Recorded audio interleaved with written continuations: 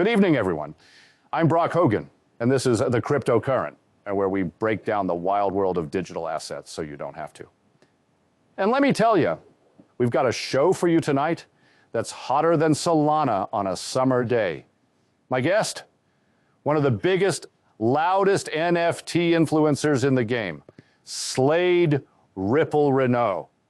This guy's known for his flamboyant streams and for stirring the pot on social media with his unstoppable energy.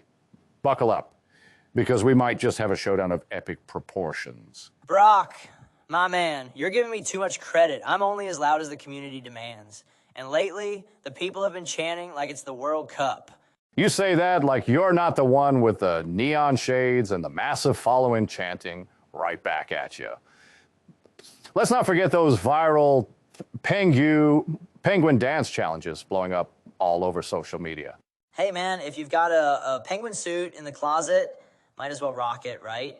All right, let's kick things off. Solana's had a rocky week. Major price drop, liquidity issues, general market FUD. Some folks say it's a simple market correction. Others think the chain's fundamentals are cracking. Where do you stand, Slade? Cracking? Nah, Solana's just having a moment. It's like a big wave at the beach. Scary, but also thrilling if you're willing to ride it. Yeah, a bunch of people are panic selling, but the ones who believe in Solana see this as a doorbuster sale. A doorbuster sale? That's one way to put it. Some might say there's more to it than just hype. Maybe projects are jumping ship. Transaction volumes are down, dev activity is questionable. Questionable? I see Solana devs all over the place building NFT platforms, DFI tools, new metaverse tie-ins. I'm not living in a la-la land. It's just that dips happen. Traditional stocks dip, crypto dips, everything dips. Doesn't mean it's game over. Fair point, but I've got to wonder. At what point does the community realize some of these dips aren't just quick waves, but potential signs of deeper issues? We'll tackle that if and when we need to. Right now, it's not a funeral, it's a fire sale. Speaking of waves, let's talk about the biggest splash we've seen in a while. The Pudgy Penguins Peng token airdrop. There was euphoria, then immediate panic. People saw the value shoot up, then tumble 50%. Some lost thousands overnight. Dude, the hype was real. I was online refreshing that claim page like a psycho, telling my grandma to waddle up, Nana, it's about to blow. You're joking. But real talk. Some folks accuse the Pudgy Penguins team of orchestrating a pump and dump with that initial mania. The price soared to $0.068, then cratered just as fast. Look, I get the concern, but you have to remember, airdrops historically come with that hype dump cycle. Everyone wants to get in, then profit, then bail. It's not new. It's not a Pudgy Penguins exclusive. It's crypto, baby. Sure, but does that make it right? Doesn't it feed into the argument that these are just speculative games? People hold their NFTs, get tokens, dump them, and move on.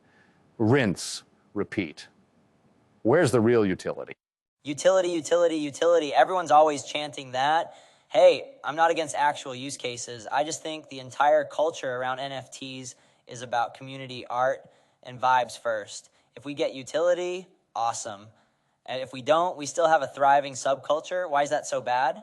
Because at some point, if you're telling new investors, this has lasting value, but all they see are tokens getting dumped faster than a Friday night date, people get jaded. That can hurt the entire space. Look, that's a fair criticism. I just think we're early, man. Let the dust settle. Maybe Pengu evolves. Maybe it becomes the next big meme coin that transcends markets, or maybe it flops. But the community vibe is powerful, and that can't be dismissed as fluff. So the Pudgy Penguins NFT floor price, up to the moon, then a cliff dive. We saw it spike past 30 ETH, then tank back to the teens. That's some volatility right there. So it's a roller coaster, sure, but every major NFT collection deals with that. Bored Apes, CryptoPunks, they've all had big runs and big falls. True. Though some people took advantage, sold right after claiming their Pengu tokens, effectively gutting the floor. Others say it's inevitable. What do you say to folks who are angry, feeling like they got left holding the bag? I say, you need to do your homework before you hop on a moving train. If you're buying an NFT purely because, oh, I can get some tokens, you might be disappointed if you're late to the party. That's the risk you take in a space driven by hype. And there's a subset of the community that says hype is killing the space.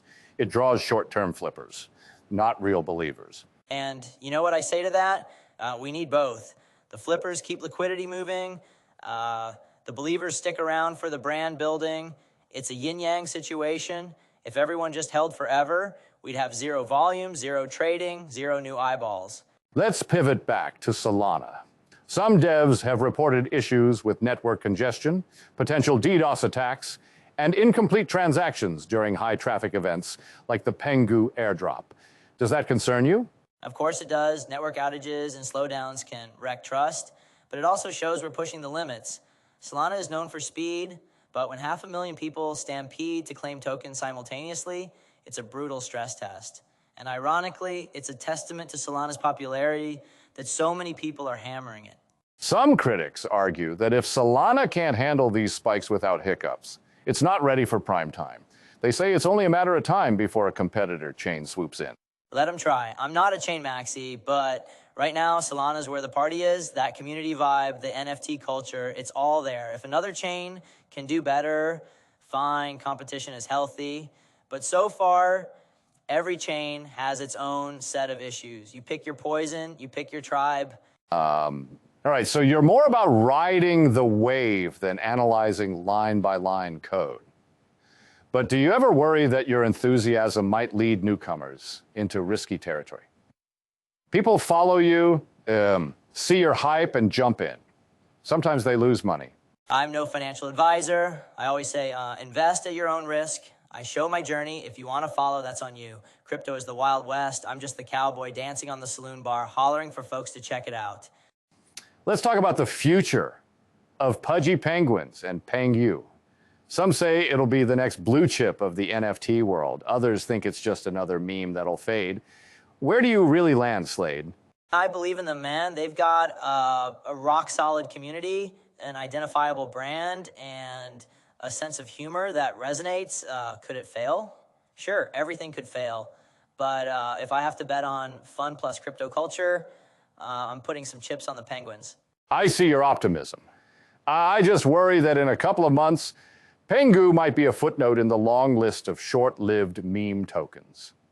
Meanwhile, people who jumped in at the top are left feeling scammed. That's the risk of any market. Show me a project that guarantees returns. The difference is that Pudgy Penguins actually has brand power and a loyal following. That's more than I can say for half the nonsense that's come and gone. Brand power or brand hype? Because hype fizzles if the fundamentals don't eventually catch up. And I say they will. Yeah, the devs are no joke. They're cooking up new utilities, cross-chain expansions, maybe even real-world merch. I've heard rumors, can't confirm them obviously, but they're not sleeping on it. We'll see. I'm still a bit skeptical, but I appreciate your conviction. Well, all right, Slade, we're almost out of time. Let's do some quick-fire takeaways. Solana's dip. You say it's a doorbuster sale. I say it's a warning sign. Pengu token. You think it's got real staying power? I worry it's a hype train with no brakes. Pudgy Penguins NFT? You're convinced they'll waddle through any storm. I'm not so sure. Man, you really like to play devil's advocate, huh? It's my job to challenge the hype, but I love your passion. It's good for the space. Without big personalities, we'd all be bored to tears reading white papers all day. Exactly.